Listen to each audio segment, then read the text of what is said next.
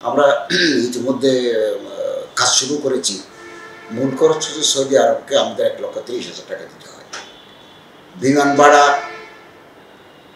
১,৯৪,০০০। আমরা অলরেডি বিমানের এমডি, বিমানের ভারপ্রাপ্ত সচিবের সাথে বসেছি। ওনারা নীতিগতভাবে সম্মত হয়েছেন যে তারা ভাড়া কমাবেন। প্রতি হাজের পিছনে এনবিআরকে আমাদের ৫,০০০ টাকা করে দিতে হয়। ওটা এনবিআরের সাথে আলাপ করে যেহেতু ধর্মীয় ব্যাপার ওটা ছাড় দেবেন। তো ওইদিকে ৫,০০০ টাকা কমে গেলে বিমান যদি আরও একটা কনসিডারেবল অ্যামাউন্ট কমায়, আর আমরা নিজেরা যেহেতু এখন মক্কা শরীফ যাচ্ছি, কোন কোন পয়েন্টে ভাড়া নিলে হাজিরা একটু সহজে এই প্যাকেজটাকে লুফে নেবেন, আমরা আপাতত ২টা প্যাকেজ ঘোষণা করতে চাই। 1.5 মিসফালা থেকে কাবা শরীফ 1.5 এটা একটা প্যাকেজ থাকবে। ওখানে আরও কম রেটে ফেসিলিটিস বেশি পাই, এরকম ঘর ভাড়া করবো। আর একটু দূরে, আরও কিলোমিটার দূরে যদি আমরা নিই, এটা আরও কম পড়বে। তো যারা কাছে থাকতে চায় তারা এটা নেবে, আর যারা কমে থাকতে চায় তারা একটু দূরে নেবে। দূরে নিলেও বাড়িওয়ালার সাথে আমাদের কথা থাকবে, পাসপোর্ট ট্রান্সপোর্টেশনের ব্যবস্থা, পরিবহনের ব্যবস্থা করতে হবে। তারা ওই জাহাজ ওই বাসে করে মিসফালা পৌঁছে দিলে মিসফালা থেকে হেঁটে, মিসফালার ভিতরে তার যেতে দেয় না, ওখান থেকে হেঁটে চলে যাবে। এই পয়েন্টে দিলে তারা ৫ ওয়াক্ত নামাজ পড়তে পারে। দূরের নিলেও হাজিদের কাবা শরীফে নামাজ পড়তে অসুবিধা হবে।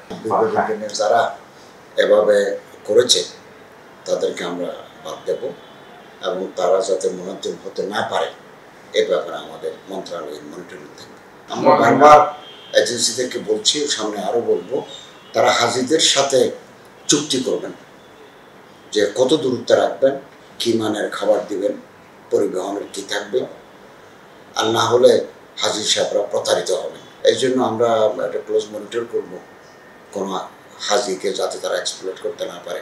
তারপরেও যদি তারা এগুলো করে থাকে, আমাদের কাছে যদি রিপোর্ট আসে, তাহলে আমরা ওই এজেন্সির বিরুদ্ধে আইনানুগ ব্যবস্থা নেব। ৩০শে নভেম্বরের ভিতরে সবাইকে রেজিস্ট্রেশন কমপ্লিট করতে হবে। আমরা এরপরে আর বাড়াতে চাচ্ছি না আপাতত, এটা আমাদের সিদ্ধান্ত। ৩০শে নভেম্বর দিলে আমরা বাড়ি ভাড়ার চুক্তিটা করে ফেলতে পারবো, এবং যে জায়গায় কমানোর স্কোপ আছে আমরা একেবারে বিমানের খাতগুলো নিচ্ছি। যা আপনারা কোন খাতে কথা নেবেন, ঘর ভাড়াতেও যদি আমরা একটু কমাতে পারি, বিমানের ভাড়াটাও যদি আমরা একটু কমাতে পারি, সৌদি গভর্নমেন্টের সাথে আলাপ করে ট্যাক্সের ব্যাপারেও যদি আমরা কিছু কমাতে পারি, আমরা আশা করতেছি এটা কনসিডারেবল অ্যামাউন্ট কমাতে পারবো। বিমান কর্তৃপক্ষ আমাদেরকে বলে গেছেন যে আমরা কমাবো, এবং ডেডিকেটেড হজ ফ্লাইটগুলো যেগুলো মাঝখানে ট্রানজিশন নেই, ঢাকা জেদ্দা, এই ডেডিকেটেড হজ ফ্লাইটগুলোতে আসার সময় প্যাসেঞ্জার নেওয়ার পারমিশন নেই। তারা বলছে আমাদের ফুয়েল কস্ট আছে। তো আমরা ওনাদেরকে বলেছি যে বিমানে যখন ওজন কম থাকে, ফুয়েলও কনজামশনও কম হয়, এছাড়া ইনফ্লাইট ক্যাটারিং এটাও থাকে না। তো আমরা আশা করতেছি বিমানের সাথে বসে ২৫০টিরও বেশি ডিজাইন অপশন নিয়ে ওয়ালটন স্মার্ট ফ্রিজ, বোঝে আপনার প্রয়োজন। আমরা আশা করতেছি যে একটা যৌক্তিক হারে আমরা কমাতে পারবো।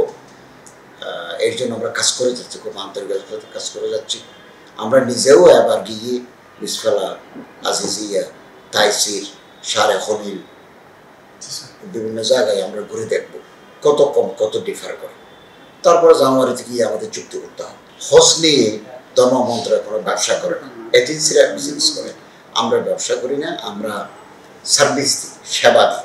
প্রতিটি এজেন্সি ২,০০০ যাত্রী বহন করবে। আমরা এটা গত বছর ছিল ২৫০, এবছর ২,০০০ করছে, এবং আমরা ওনার সাথে আলাপ করে ওই অ্যামাউন্টটা, ওই সংখ্যাটা কমাতে চাই। কতটুকু কমাতে পারবো সেটা ওনার সাথে আলাপ করে করব। আরও কিছু জিনিস আছে ওখানে, যে আরাফাত, মিনাতে ওনাদেরকে যে টাকা দিতে হয়, এটাকেও আমরা একটু কমাতে পারি কিনা একটু অ্যাপ্রোচ করবো। আমরা ওনার সাথে আলাপ করবো। ক্যাটারিংটাও সৌদি আরব করতে চাই। সৌদি আরবে আমরা এতদিন দিনে ৩৫,০০০ টাকা করে আমরা প্রতি হাজির পিছনে নিই, এটা আমরা আশকোনায় হজ ক্যাম্পে দিয়ে দিই। ওনারা নিজেরা অ্যারেঞ্জমেন্ট করে খায়। এটাও আগের মতো থাকবে, এটা আমরা আশা করছি আর কি। আর ওনারও যদি কোনো পরামর্শ থাকে উনি এটা আমাদের দিবেন। 1,27,000 আমাদের কোটা। আমরা গভর্নমেন্টের মাধ্যমে যায় 5-10,000 যায়, বাকিগুলো এজেন্সি নেয়। তো এজেন্সি আমাদের একটা গাইডলাইন মেনে চলতে বাধ্য, এবং আমরা সবসময় বলে আসছি যে হাজিদের সাথে এজেন্সিটা চুক্তি হওয়া প্রয়োজন, কোন জায়গায় রাখবে, কত দূরত্বে রাখবে, খাবারের মান কীরকম হবে, ট্রান্সপোর্টেশন থাকবে কিনা, এগুলো আমাদের এই গাইডলাইন ওনারা পালন করতে পারতেন।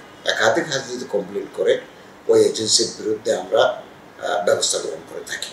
ব্যবস্থার মধ্যে আছে সতর্কীকরণ, ব্যবস্থার মধ্যে আছে জামানত বাজেয়াপ্ত, লাইসেন্স ক্যান্সেল, এগুলো আমরা করে থাকি। হজ মন্ত্রীর সাথে হজ রিলেটেড ব্যাপারে আমরা আরও অনেক ট্যাক্স কমানো আছে, এগুলো আমার সাথে আলাপ করে আমরা আশা করতেছি যে আমরা একটা ইতিবাচক ফল পাবো, এবং লিখিতভাবে আমরা ওনাকে জানাবো।